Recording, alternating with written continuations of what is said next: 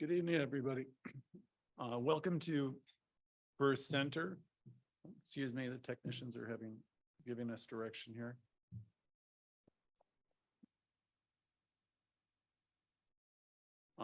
So welcome to our Louise Hay self-healing class. We call this different things, our Hay and Holmes class, because we're always teaching what we call principle. And the principle of life that we teach in religious science is that life is responding to you.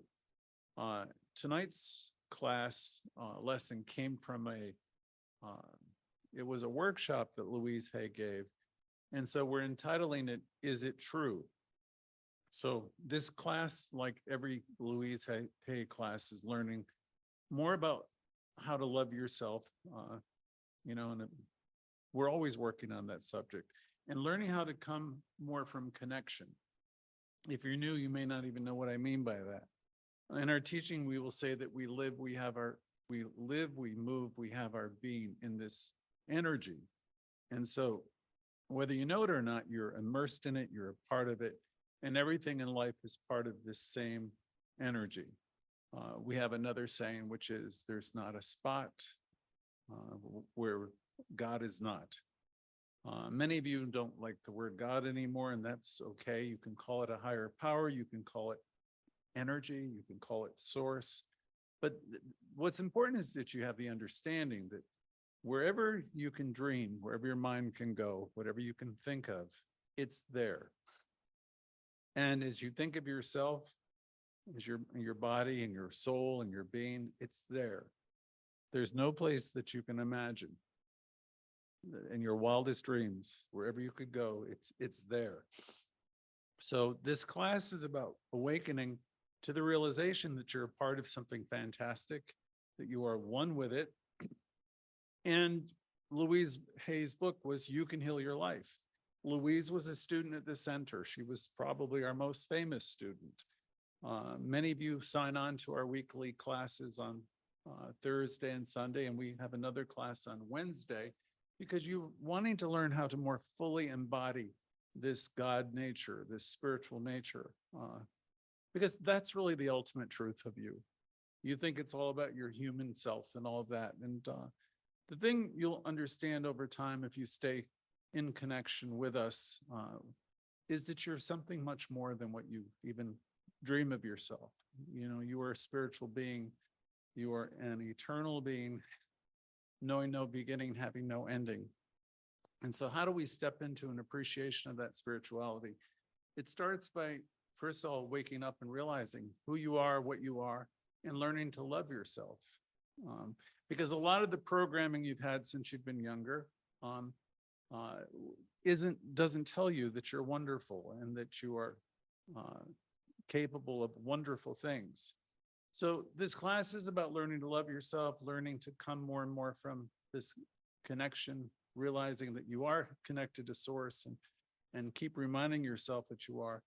And as we awaken to what we are, we will more and more come from that place where you'll realize that I am as God created me, or I am as the universe created me.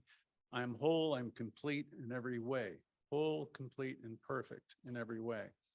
Some of you are new, and some of you simply don't believe it. Some of you believe more in your flaws. You believe in what's wrong more than what's right. Some of you don't feel good enough. You self-sabotage, and by that I mean you might have good things going on in your life, be it people, places, and things, and because of the beliefs you hold, you'll push the good stuff away. And it's not that you intend to do it. It's because of the beliefs that you harbor. So we're here to elevate consciousness. We're here to give you some new ideas, some big ideas, some expansive ideas. And hopefully you'll bring some of them into your being and claim them as your own. And you'll learn that you can heal your life. I'd advise everybody, suggest to pick up a copy of Louise Hay's book, You Can Heal Your Life. Generally, I have about 10 copies around me. There's none here now. All of you have it. So I'm going to tell you a big secret that only a few people on the call probably fully understand.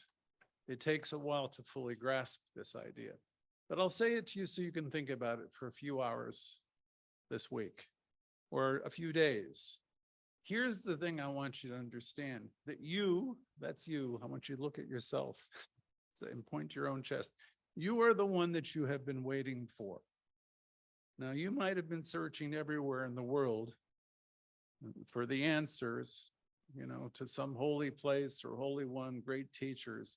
But in the end, I'm going to tell you something that, again, not everyone will understand, but you are the one that you have been searching for. You're also the one that you've been waiting for. So we begin always by learning to love ourselves more. In many of Louise Hay's workshops, there would be a mirror.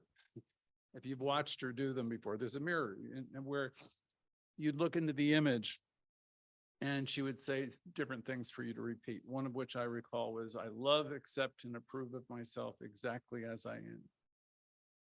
And that sounds easy enough to do, but I've seen people go to tears with that one. I love, accept, and approve of myself exactly as I am. I've conducted those workshops. I know how hard it can be for people to do that.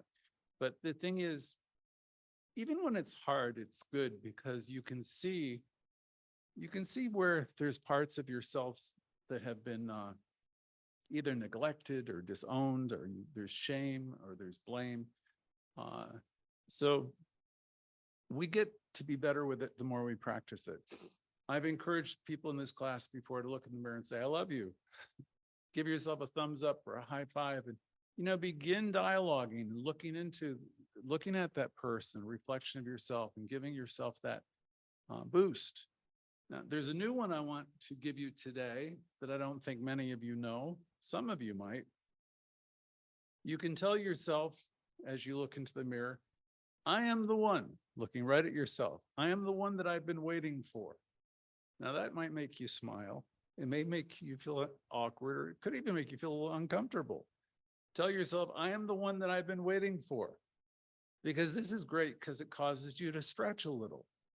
If you stay with it, even if it's uncomfortable or awkward, it causes you to laugh. If you stay with it, it will become natural as can be.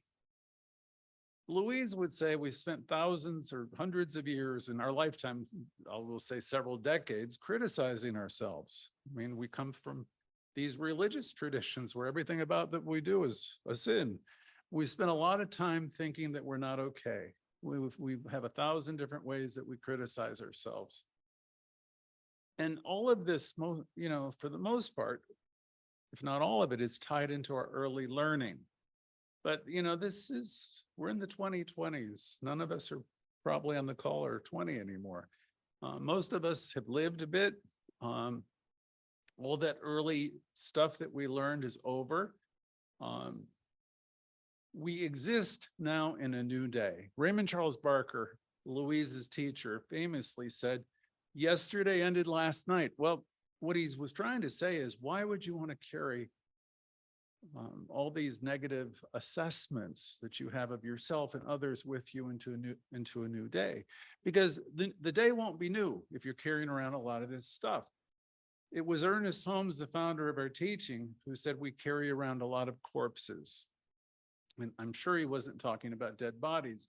What he was talking about is we carry around our resentments, our anger, our frustrations, our judgments, our sense of not being okay, not being prosperous, not being loving, our sense that life is wrong and unfair. We carry that stuff with us. And how the heck can you possibly expect to have a beautiful new day when you're carrying around all that dead, whatever you want to call it, bodies or wood?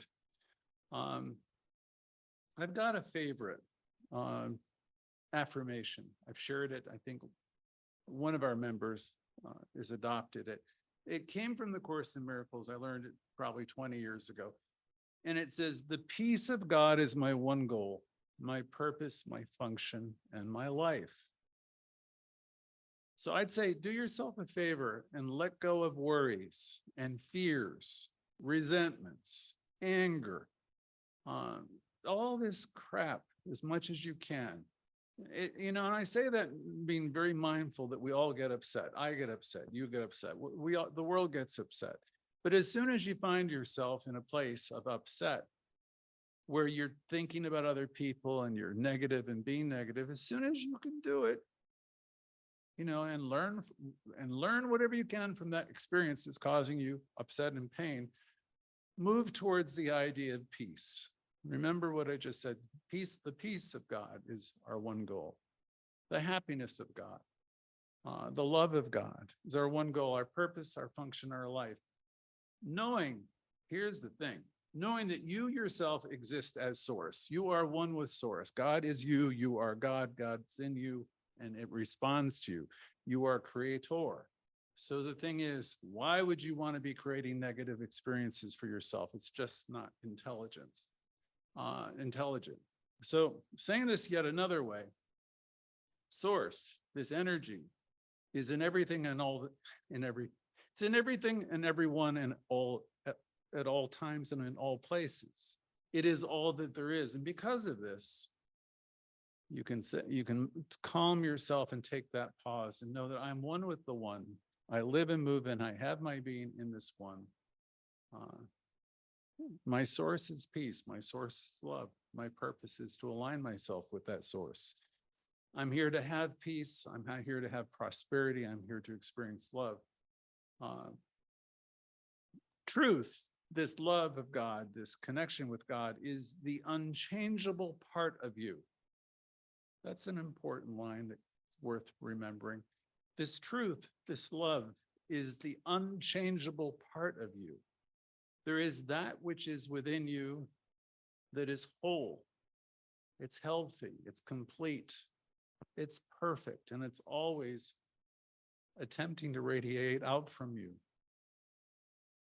It's real, it's unchangeable. Barker would say you are the whole bit, and you are if you let yourself realize that you are. You are the one that is here to change the world, but yet we have a tendency to think it's supposed to be the other person who's going to save us. You are the one who's here to change the world, at least your world.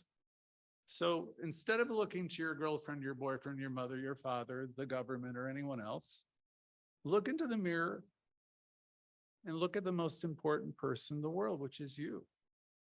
You are the one who changes your world. You could look at yourself in the mirror and say, I am the one who changes the world. And that would be true for you. You are the only thinker in your world. You are the only one who changes, who has the ability to change the perceptions that you have in your world. You are really the person that you have been waiting for. So please don't abdicate your responsibility. Say to yourself, I am cause to my own effect. I am the creator. I am the author of my own experience. I'm writing the script of my own book. The final chapter has not been written. Every day is an opportunity, a new beginning, and you don't even have to wait for tomorrow. It's really every moment. You can start it all over again right now. There might be a restlessness in some of you. I understand. I have it myself. And you're looking for things to happen quickly. You look to people, places, and things. You're looking for stuff to make you feel better, to fulfill you. You might have sought out great teachers, as I have. I know I've done throughout my life. But in the end, every good teacher, every great teacher, always is going to be saying, hey, I'm a teacher. Every great teacher is going to be pointing you back to yourself.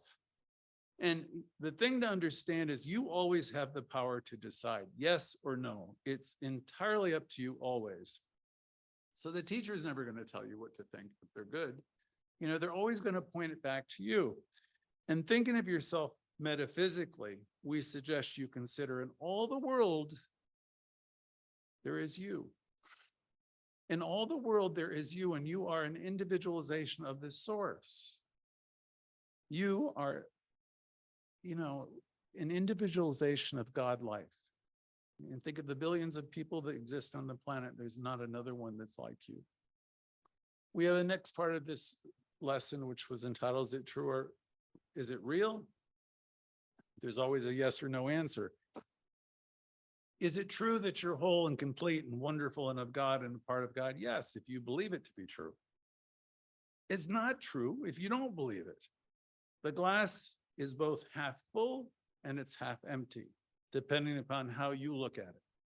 There are literally billions of thoughts you can choose to think. Most of us choose to think the same kind of thoughts our parents used to think. This is the way most people in the world, they think what's been passed on to them. And they don't make quantum leaps forward, most people, because there's a lot of programming there. There is no law written that says you can only think one way. You're a free spirit and you're here, you can think whatever you want to think, and you can rise as high as you want to rise. Whatever I choose to believe becomes true for you. Whatever, no, I said it wrong. Whatever I choose to believe becomes true for me, and whatever you choose to believe becomes true for you. Our thoughts, we're all individualizations, can be totally different. Our lives and experiences are different. In this part of the class, which was a Louise lecture, she said, just let's take a look at our thoughts for a moment. Because whatever we believe becomes true for us. If you're going through a tough time financially, maybe you're having a financial setback, something happened, some huge bill came in, someone got sick, there's a great need for money. We have a tendency to personalize everything and think that we have done something wrong, or we're unworthy, or we're incapable of getting ahead. And we'll take a simple thing like a need for money and we'll make it personal. You might stretch it out to think or believe that nothing good happens or nothing good lasts. Or maybe you believe life is unfair. Maybe you have fairness issues, or maybe you think it's unjust. We carry all these beliefs. And then you might be in relationships that are less than wonderful. And then you might be telling yourself, I'm no good with relationships. I can't have a healthy relationship. You might stretch it further to think you're unlovable or no one will want you. These are the kinds of ways that we self-sabotage ourselves, and we do it often. When I started today, you might remember, I said, look into a mirror. Look into the person in the mirror and let yourself know with a smile, you are the one. And smile, tell yourself, that's like giving yourself some love. You are the one. Or try the other one I suggested. Tell yourself, you are the one I've been waiting for, and have some fun with it. Don't try to get this from other people, this kind of love, from other people. You won't get it reliably. You might get it here and there.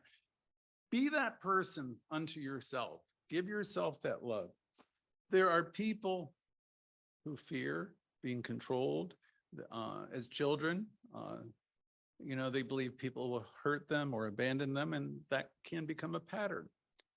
And some people carry it into their adult years. Do you self-sabotage in any of these areas, relationships or other places? When you tell yourself that you're not good at something, for example, it's not a truth of the universe, by the way, but it's a truth for any person who holds any of these things to be true. Some people have poor health and they may believe illness runs in my family, it's in my DNA, everybody in my family gets this. And you say these things to yourself, and then you have, universe is supporting you because this is what you have said. People have all kinds of patterns of thought, Louise said, all kinds of beliefs that are operating through them.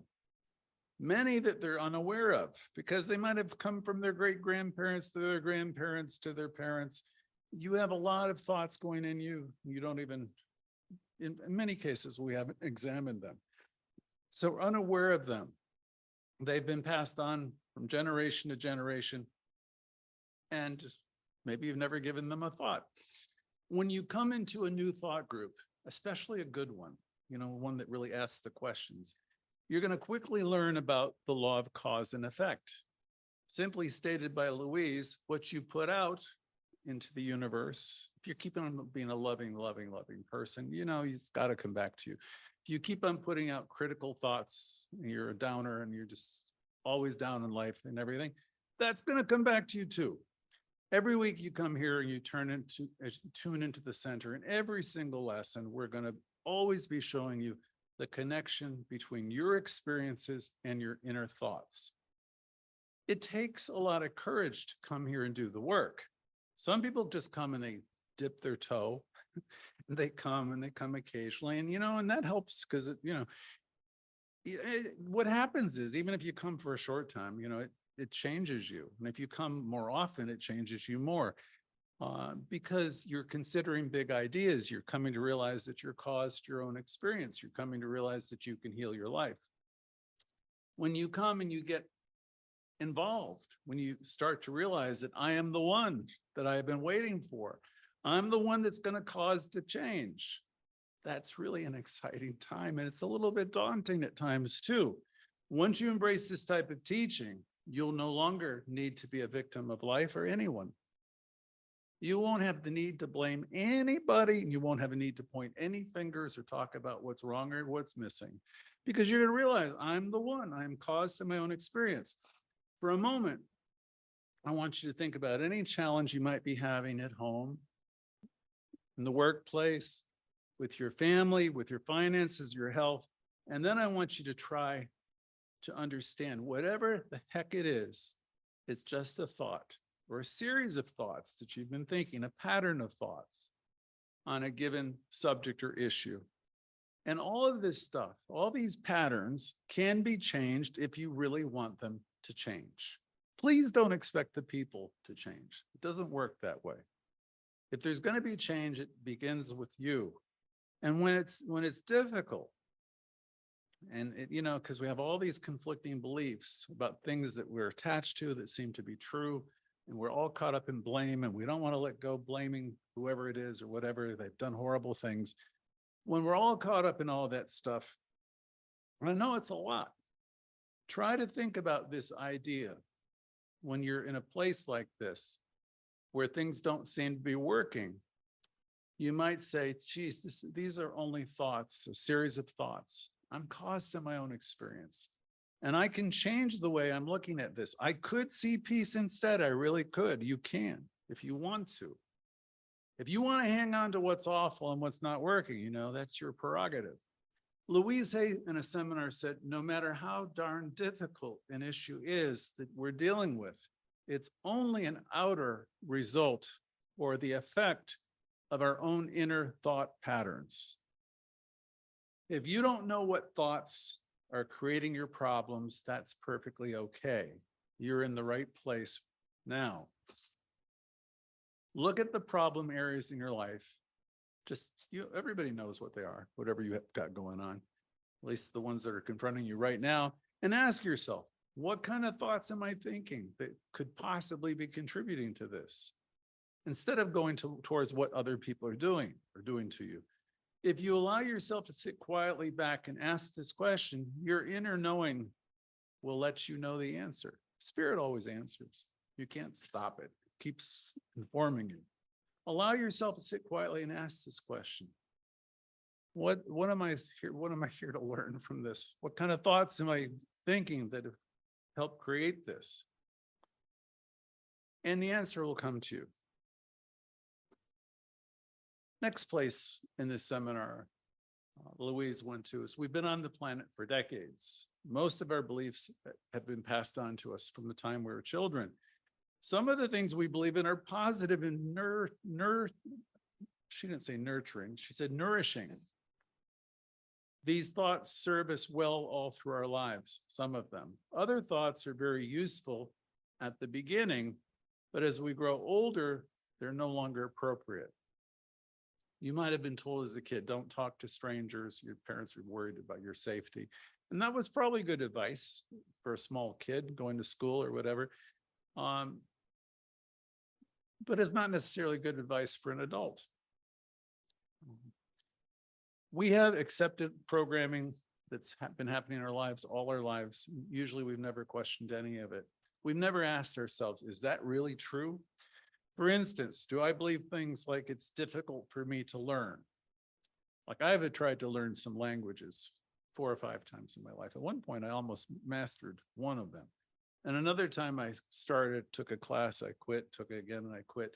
And I could conclude that I'm just no good with languages, but that's not truth. The better questions is this true for me now?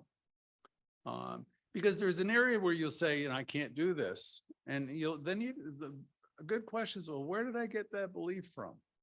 Do I still believe that I can't learn something because a teacher in first, second, third grade told me I can't? Or maybe you started to learn something once, like I did with some of these languages, and gave up on it. That doesn't mean you can't learn it now. In fact, you'd probably be better able to learn it now. You're in a new moment now. Perhaps you have more time now, or you have a greater desire. Would I be better off if I dropped that belief? In most cases, yes. If you have a negative belief, yeah, the answer, you'd definitely be better off if you drop that belief. If you were taught as a child, for example, that the world is a frightening place, a scary place, then everything you hear that fits that belief, you're going to accept as being true. If you were taught that life is not fair, then that's definitely part of your belief system. There's all kinds of people are caught up in, you know, issues of fairness and justice now. You know, you can do that, but you know, do you really want to do that? We already mentioned, you know, when we're younger, people telling us to fear, not trust strangers. And other people might say, don't go out at night. And I could give you a long list of things people would tell you not to do. On the other hand, if we're taught early in our lives that the world is a safe place, then we would be having different beliefs. We could easily accept that love is everywhere and that people are good and friendly, even if they're different than we are. We could learn and we could know everyone is valuable, and everyone is one with spirit. Also, we have so much programming, so much of it's wonderful, and a lot of it's not wonderful. We could have been taught when we were younger that I have whatever I need whenever I need it. I know a religious science minister who was raised by two religious science ministers, and I'm telling you, she didn't get half the stuff, the negative stuff that many of us got. If you walk around thinking it's my fault, you know people like that. Oh, I'm sorry, I'm sorry, I'm sorry, I'm sorry. If you walk around apologizing all the time, your belief will turn into, your belief will turn you into someone who's always apologizing for your thoughts and opinions. If you thought as a child, I don't count because everybody was shutting you up and you grew up in a big family and no one, you got the idea that no one wanted to hear from you.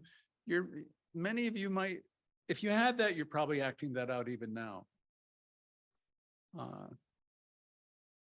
Did your childhood circumstances teach you to believe that nobody loves you? Or did your childhood circumstances cause you to believe that I'm not loved as well as your brother or your sisters? And if so, then you're undoubtedly carrying some of that with you now. Even when you bring a friend or a relationship into your life, you're apt to self-sabotage that relationship because you have a sense that you're not lovable. Sometimes in families, did your family teach you that there's not enough something, love, money, or whatever it would be? And if you got those messages, Louise said, I'm sure that you often feel as though there's not enough in your life of one thing or another. Here's the thing. For truth students, New Thought students, there's enough of everything. There's enough money, there's enough love. Don't hang on to the stuff that's not responding to you. Find a way to release and let go and allow the universe to bring you all the good things, because as a child of the universe, as an individualization of life itself, all the good stuff is rightfully yours. We move on a little bit more. If you believe it, and if it seems to be true, if you say to yourself, well, that's the way it is, that's the way it is, that's the way it's always been, you're like sinking yourself in cement. Those specific words are really saying that this is what I believe to be true for me. Usually what we believe is only someone else's opinion that has been implanted or incorporated into our own belief system. And no doubt it fits right in with all the other things that have been passed on to you. Are you one of those many people who get up in the morning and there might be some sprinkles outside and it could be a little hot or a little cold, and you say, well, what a lousy day. Now, I have friends like this. Are you one of these people? You just look out the window. You don't even have to look out the window. You might even watch it on the news. And then you think, oh my God, what a lousy day. Louise Hay said in so many words, it's not a lousy day. For your own sake, stop saying stuff like that. It might be a little bit wet. It might be a little bit cool or warm, but it's not lousy. If we wear the appropriate clothing and we change our attitude, we can have a lot of fun on rainy days. And again, it's always, always up to you. If our belief is that rainy days are lousy days, then we're creating a lot of lousy days for ourselves. I looked up on Google for you today. The days it rains in New York, approximately 120 days out of the year. So 365 days, 120 have some precipitation. Now, these are just beautiful days with a little bit of precipitation. For those of you who are focused on bad weather and all that type of stuff, just thinking you're creating what you're creating for yourself.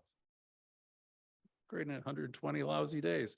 If you want to create a joyous life, we must keep thinking joyous thoughts.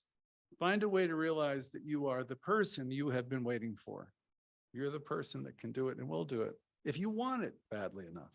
And you can decree and declare that you're living a happy, abundant life right now.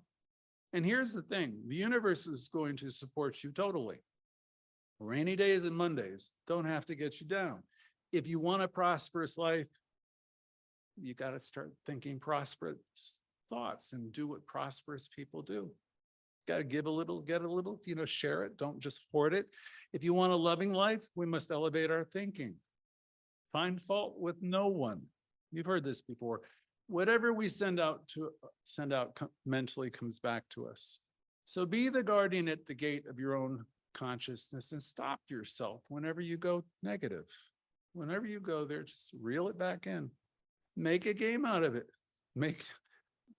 Have some fun with it. Notice when you're using the word should and when you're being critical, and stop yourself in mid-sentence.